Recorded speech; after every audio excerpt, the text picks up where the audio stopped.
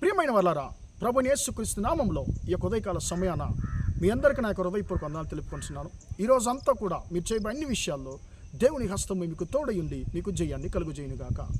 ప్రియులారా, దేవుని మహాకృపను బట్టి మనము ఈ యొక్క 2024 సంవత్సరంలో మొదటి 9 మాసాల కృపతో గడిచి రావడానికి దేవుడు సహాయం చేశాడండి.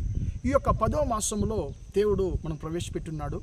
ఇంతవరకు ఆదుకున్నటువంటి ఎబినేజర్ ఏంటి మన దేవుడు ఈ యొక్క సంవత్సరంలో ఉన్నటువంటి ఈ యొక్క 3 మాసాలు కూడా మనం నడిపించును గాక. ప్రియులారా, ఒక వచనాన్ని మనం చదువుకుందాము. యెషయా గ్రంథము 43వ అధ్యాయం 13వ వచనం కూడా సెలవిస్తుందండి.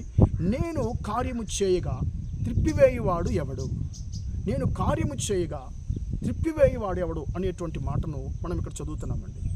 ప్రియులారా, ఈ యొక్క అక్టోబర్ మాసంలో ప్రియులారా మొదటి తారీఖున ప్రవేశించిన నిన్ను నన్ను చూసి ఆయన అంటున్నాడు, నా కుమారుడా, నా కుమార్తె, నీ జీవితంలో నేను జరిగించడానికి ఉద్దేశించినటువంటి క్రియను ఆపగలిగిన వాడు, అది జరగకుండా త్రిప్పివేయువాడు ఎవడని చెప్పి దేవుడు ఆయన మనతో మాట్లాడుతున్నాడు, మన ధైర్యపరుస్తున్నాడు. ప్రియులారా, పరిశుద్ధ గ్రంథంలో దేవుడు తన యొక్క ప్రజల యొక్క జీవితంలో ఆయన చేయడానికి ఉద్దేశించినటువంటి క్రియలను ఆపాలని చెప్పి చాలా సందర్భాల్లో చాలామంది మనుషులు ప్రియులారా ప్రయాసపడ్డారండి. కానీ వారి యొక్క శత్రువుల యొక్క ఇష్టానికి దేవుడు అప్పగింపలేదు. వారి యొక్క జీవితంలో దేవుడు తన చిత్తాన్ని నెరవేర్చుకున్నాడండి. ఉదాహరణకి ప్రియులారా, ఒక వ్యక్తిని మాత్రము నేను మీతో నేను ఆ యొక్క వ్యక్తిని గురించి పంచుకొని ఇష్టపడుతున్నానండి. ఆ వ్యక్తి పేరు ఏంటంటే ఎవరంటే బాలాగు అనేటువంటి మోయాబు దేశానికి చెందినటువంటి ఒక రాజు.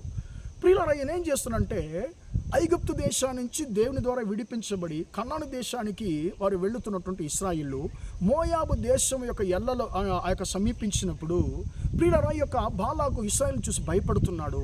వారిని నేను యుద్ధం చేసి గెలవలేను అని చెప్పి వారిని ఎలాగన్నా నేను వేరే ఏమన్నా మార్గంలో వారిని నేను గెలవాలని చెప్పి ఇతడు ఆలోచించినప్పుడు ఈయనకి జ్ఞాపకంకి వచ్చినటువంటి వ్యక్తి ఎవరంటే బిలాం అనేటువంటి ప్రియులారా అన్య దైవాన్ని నమస్కరించేటువంటి ఒక ప్రవక్త అండి. ఈయన యెహోవా యొక్క ప్రవక్త కాదు, ఈయన అన్య దైవాన్ని నమస్కరించేటువంటి ప్రవక్త, అంటే బయలుదేవతను నమస్కరించేటువంటి ప్రవక్త అండి.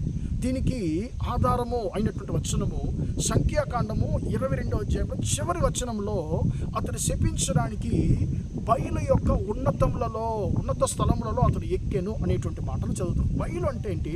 బయలు దేవత అంటే ప్రియులారా, ఇది మోయాబు దేశంలో మోయాబీలు నమస్కరించినటువంటి దేవతల్లో ఒక ముఖ్యమైనటువంటి దేవత అండి. యెజబేలు కూడా ఈ యొక్క దేవతని నమస్కరించింది. ఇప్పుడు ఇతనికి ఒక కృపను యెహోవా ఇచ్చున్నాడు.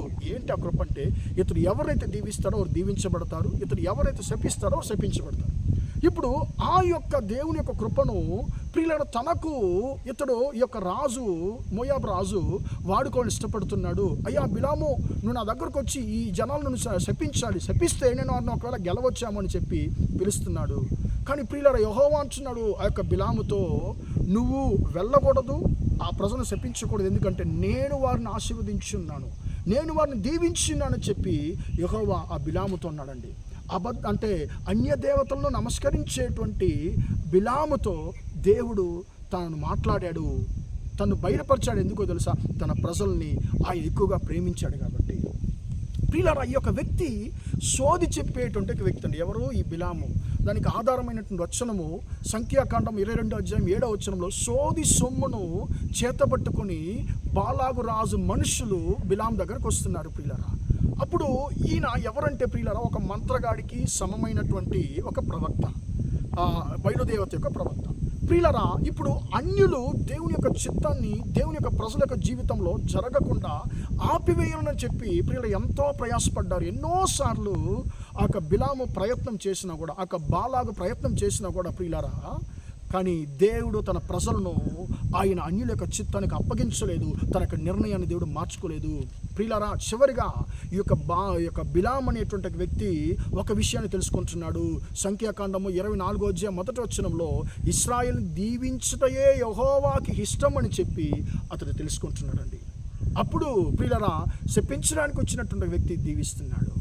కాబట్టి ప్రియులారా, దేవుడు నీ జీవితంలో, నా జీవితంలో, నీ కుటుంబంలో, సహోదర సహోదరి, ఆయన చేయడానికి ఉద్దేశించినటువంటి కార్యాన్ని, ఆయన కార్యం జరిగించినప్పుడు దాన్ని తిప్పగలిగిన వాడెవడు, దాన్ని ఆపగలిగిన వాడు ఎవడు లేడు. కాబట్టి ప్రియులారా, ఈ యొక్క 10వ మాసం 1వ తారీఖున దేవుడు నీతో అంటున్నాడు, నా కుమారుడా, నా కుమార్తె, నీ జీవితంలో నేను కార్యము జరిగించినప్పుడు దాన్ని ఆపివేయగలిగిన, త్రిప్పివేయగలిగినటువంటి బలము, శక్తి ఎవరికి కూడా లేదు. కాబట్టి నువ్వు ధైర్యంగా ఉండు, నీ జీవితంలో నిన్ను ఆశీర్వదించడానికే నేను ఉద్దేశించి ఉన్నానని చెప్పి దేవుడు నీతో మాట్లాడుతున్నాడు. కాబట్టి ప్రియులారా, మనం ఈ మాసమంతా కూడా ఈ యొక్క వచనం మనము వాగ్దానంగా మనం పలుకుతూనే ఉందామండి.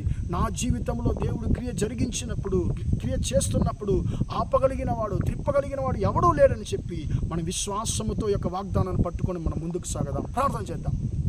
ప్రేమగల మా తండ్రి, దయగల దేవ, ఇంతవరకు ఈ మాటలు విన్న తండ్రి, మీ బిడ్డలు మీరు దీవించండి, ఆశీర్వదించండి తండ్రి.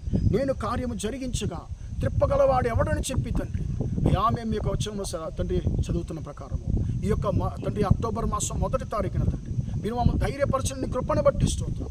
నేను కార్యం జరిగించగా త్రిప్పగలిగిన వాడు ఎవడని చెప్పి తండ్రి మాతో తండ్రి మాట్లాడిన కృపను బట్టి స్తోత్రము. మా జీవితంలో తండ్రి ఇక దేనిని గురించి, ఎవరిని గురించి మేము భయపడకుండా తండ్రి మేము ముందుకు సాగడం కృప దయచేయమని ప్రార్థిస్తున్నాను. ఈ నెలంతా కూడా తండ్రి మీ బిడ్డలతో మీకు హస్తం తోడుని తండ్రి వారిని నడిపించమని యేసుక్రీస్తు నామమున ప్రార్థించి అడిగి వేడుకొంచున్నాను తండ్రి. ఆమేన్, ఆమేన్. ప్రియులారా, దేవుడు మిమ్మల్ని దీవించి ఆశీర్వదించును గాక. Praise the lord.